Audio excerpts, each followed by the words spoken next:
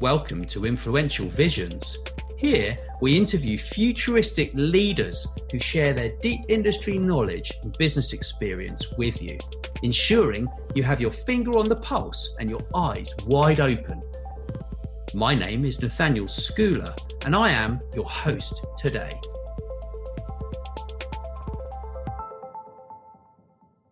Today, I'm actually joined by Sarah Austin, and she is a writer. She's an author who's working on her third book. And interestingly enough, it's actually about influencer marketing. And I know we almost bumped into each other when I was at the Oracle Open World. I think you were in the same blockchain event as I was, right? But you've worked with all sorts of different companies. You've worked with Intel and SAP and SAP, Oracle, Ford Motor Company, General Motors, Virgin America. So everything from cognitive computing to transportation. Very interesting. So you come from a coding background, right? Well, no, I wouldn't say coding background. I did study coding at university, and I'm a Johns Hopkins certified data scientist. I've built a lot of tech products. I love building things, but I would call myself more of a code architect and a product designer, more so than a coder. Okay. Well, that's very interesting. So, influencer marketing we're going to talk about first of all. And yeah, I mean, I know, you've worked within influencer marketing, as I do as well. And so companies, they hire us to actually make a noise about their products and their services and their innovations and this kind of stuff, right? So, and obviously I find people like you as well. That's what our business actually does. But the first thing I think would be interesting to talk about is, how do people actually identify relevant influencers? Because that's a hard one. I'm struggling in some cases to find really, really good ones. Well, there's this new trend in influencer marketing right now, and it's about finding micro influencers. So the influencers who have high engagement but a smaller following, because a lot of the marketers are spending large budgets to engage these influencers who have 1 million followers, but they're only getting, 5,000 engagements per post, which is really, really low. You would have higher expectations and you would pay for this large engagement, but then at the end of the day, you don't get the engagement that you need.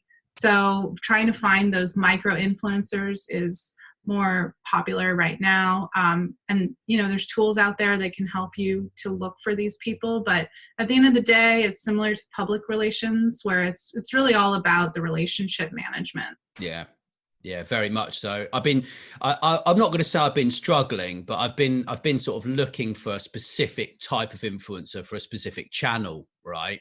And it's there are all these tools and you can use all these search tools and everything else, right? But then you send them a message and then you don't get a response, or you go to their website, right? And their contact form's broken. Yeah. So you go to Facebook, you send them a message on Facebook, they don't reply. You send them a message on LinkedIn, they don't reply. You send them to one on Twitter, they don't reply, right? And it's like, and it's actually a very labor intensive job, I would say, finding the right ones. And that's why sticking with really good ones is kind of the best thing to do. And then helping them to sort of build their profiles, right? I mean, I know that's something that you've done a lot yourself in the past. Yeah. Well, that's what my book's about. It's a practical how-to guide step by step for anybody who wants to become an influencer. It's everything that you need to know on not just how to build a following, because I hit it hard in the very beginning, chapter 1 of the book, that it's not about getting 1 million followers. It's about making money and providing a salary income. And whether that's full-time or that's part-time, while you work your other jobs, or even if it's just for job security, if you don't care about having all of these fans and being popular, but you want to be recognized as a professional in your field, like medical doctors, for example. those that have a larger social media presence do end up getting more speaking engagements. Their papers are more recognized, so it will help them in their professional pursuits. Even if they're, full-time ER doctor, they can still spend the weekends and extra time posting some of their research or findings to the internet, or just engaging with people who, might have Q&A on health issues. Yeah, very much so. It's the same in all industries, right? Like in the dental industry, my dentist, he was like the president of the British Dental Association, like the British Cosmetic Dental Association. Not that there's anything wrong with my teeth, right? But basically his speaking engagements helped him to get that role, right? And it means that you can charge more money. I mean, like, why do you want to build your personal brand? You want to make more money, right? Like, it's pretty simple. Right. Yeah, or just for SMBs, it used to be about the white pages, the yellow pages, like that was how you found people. But nowadays you find people on LinkedIn, you find them on Twitter or Facebook. So that's the new discovery. Yeah. Are you old enough to remember the yellow pages?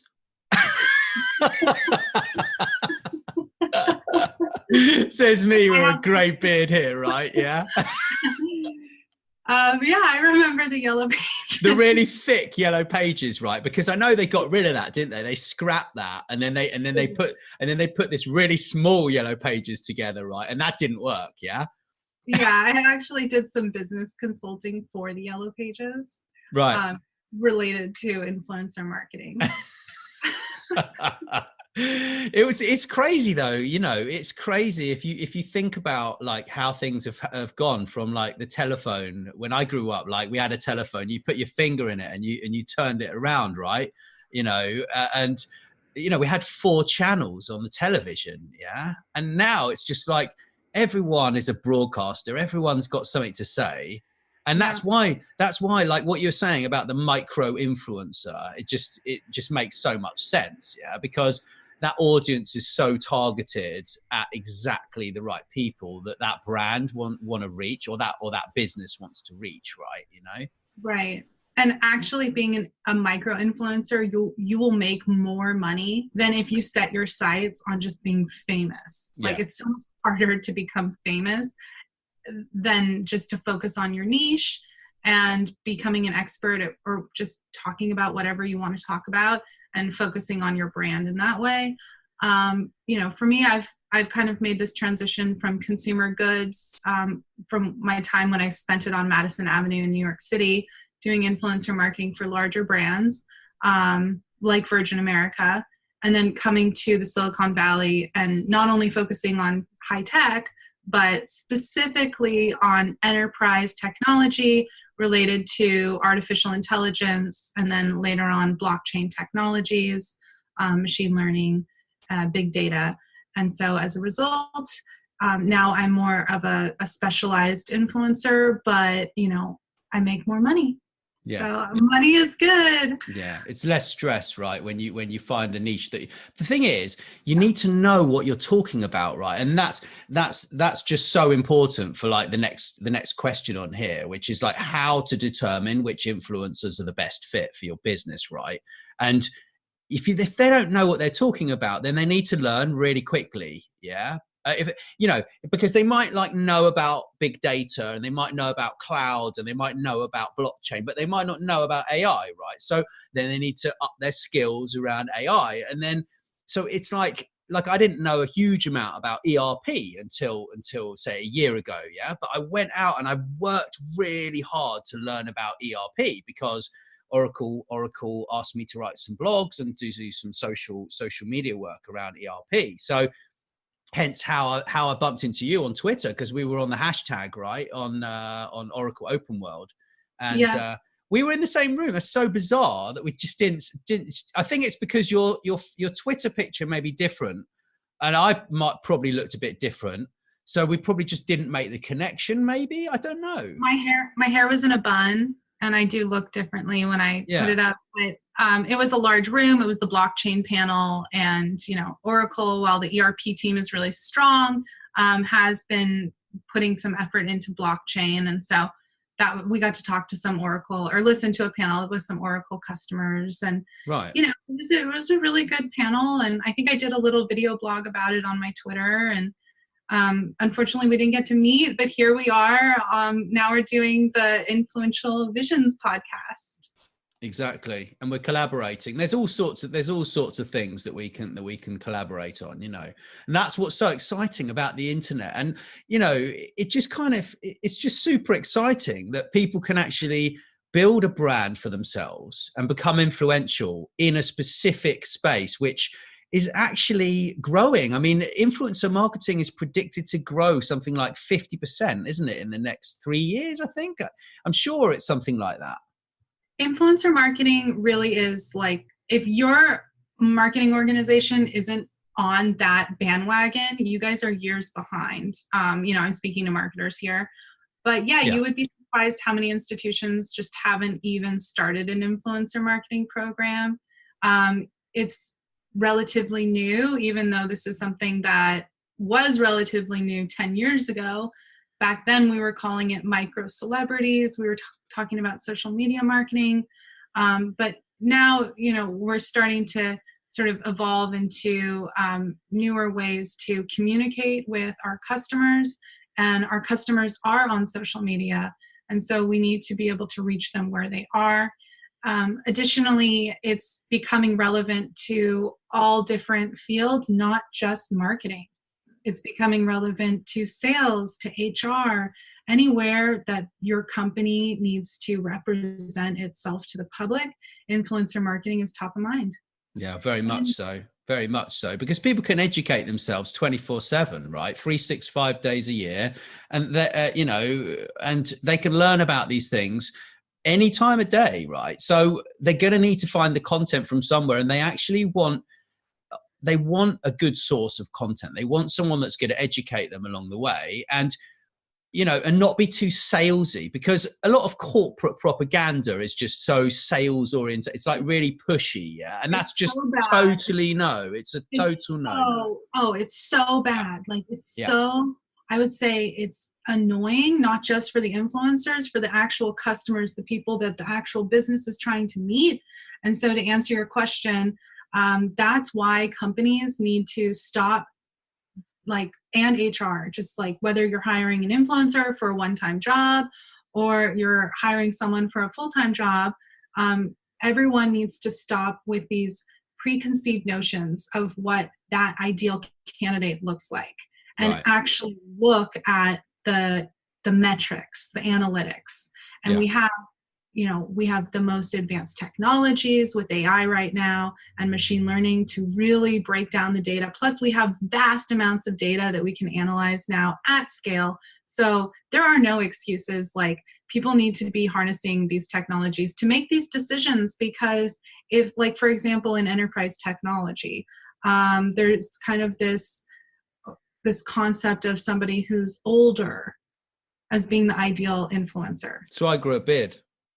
Yeah, I know. Like, no, I'm kidding. Yeah, I'm kidding. But I am a gray beard. That's the thing. I am a gray beard. You know what you're talking about, but that's I don't have the look. And so, you know, that's why I had started this company called Broad Listening, which is really to help human capital. But wait, we're going to talk about that in the next episode. Yeah, I'm not going to edit this, by the way. Okay. But so anyone listening, you need to jump to the next one and check that out. And if you listen the wrong way round, then you need to, like, you know, what are you going to do? I mean, they need to come back to this one, right? So anyhow, so how do you measure the impact from key influence? Because I know, like, this is, you know, I was in social media for like quite a few years, right? And there's always this conversation of, you know, people want likes, they want views, they want shares, they want retweets, they want favorites and whatever, right? So, but then it's like, actually, they want really good clicks, yeah? So there's this continual educational process that needs to happen between us, as in the influencer marketing company, right, and the end client, right? And you have to have that conversation too, yeah, which is, guys, what are you tracking here? Yeah. Are you tracking clicks to this page? Are you tracking relevant clicks? And what happens to those clicks? Like, what are those people doing? And this is a conversation that I have all the time, right? Yeah. I mean, sure, KPIs are great. That stands for key performance indicators, as you know. Yeah. But what marketing organizations need to be doing more is just focused on supporting sales.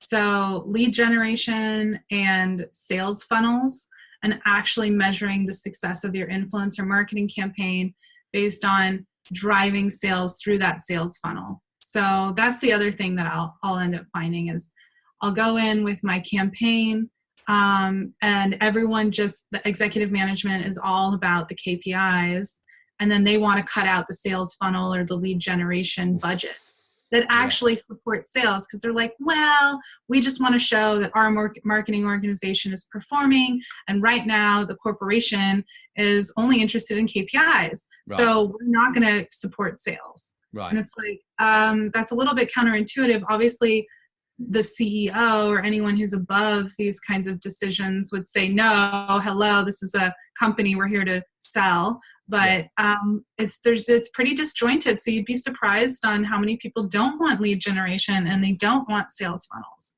But it's like, that's the brilliance, like having an amazing sales funnel that you're constantly refining and constantly learning from. You can do multiple influencer campaigns with the same sales funnel. It really is the next step in influencer marketing. And you know what's even better is, like, anyone you meet, any influencer, we can create our own sales funnels and we can sell our own products. And we don't have to just go in and do this for corporations, because that's the other thing that's really hard about being an influencer is you spend all this time doing sales when you just want to be out there creating amazing content. And you end up spending more time than you are creating content actually doing sales. I agree. Can be a slightly disjointed funnel in a lot of these cases. It just depends on where you are in that organization, right? And which sales reps are actually keeping an eye on what's going on, because a lot of the time it does go down to the sales rep. It goes down to that local rep going into that company, speaking to that person. And that can be where it can be broken in all sorts of areas, right? We know that, yeah? Right. Like the next step will just to integrate it seamlessly into the lead generation and sales ClickFunnels.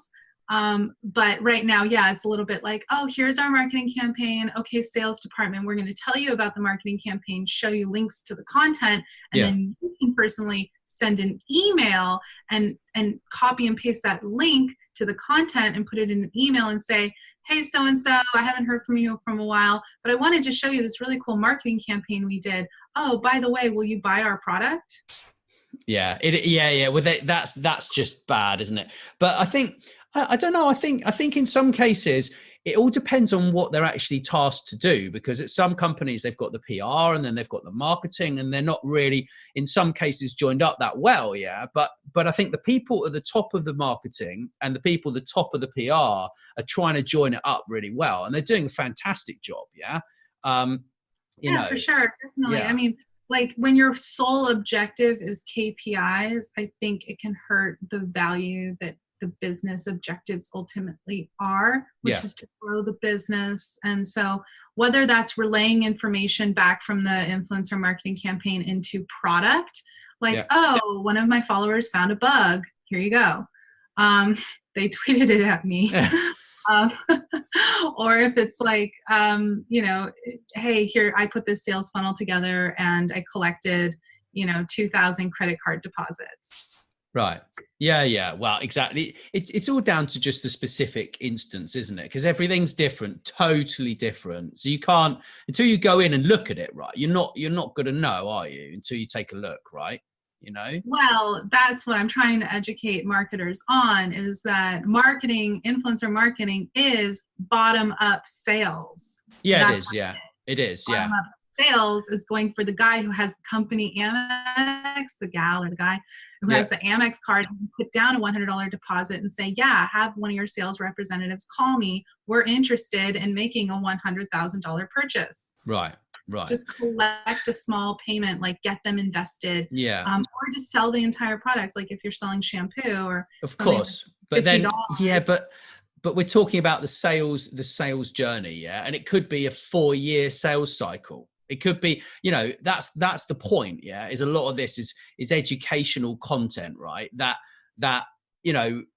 yes, it's tracked and the clicks are tracked and the conversations are tracked, right? But actually, until that person or that company or those people are tracked through that sales funnel, it could take years. So with big sales, corporate sales, like it could take 5 years to replace an ERP. You know as well as I do, right? Yeah. Well, yeah. So for enterprise sales, it takes an average of 10 touch points before a sale is closed. And so it's nice to integrate other channels besides email and phone calls, although phone calls are super effective, to integrate those into touch points. And so that's where social media marketing and influencer marketing comes in. Very cool. So how do people find you then, Sarah, if they're looking to have a conversation with you? I am Sarah Austin on Twitter and Sarah Austin on Facebook. And then same goes for LinkedIn. And then on Instagram, though, I'm Sarah A TV. Oh, okay. And the reason why I do that is because Instagram's a little bit different. Like, while I pretty much focus on AI and big data on my more professional channels, Instagram is more casual. And so I've been doing content there that's related to home improvement, and more of my artistic side on fixing things and how-tos around the house. Cool. Well, thanks ever so much for listening. And if you'd like to talk about influencer marketing, then please drop me an email at nat@natschooler.com and we can discuss your requirements and see if I can help you. Thank you. Thanks for listening. Please make sure you share this episode with your friends and business connections too. And don't forget to drop us a review wherever you listen. Thank you.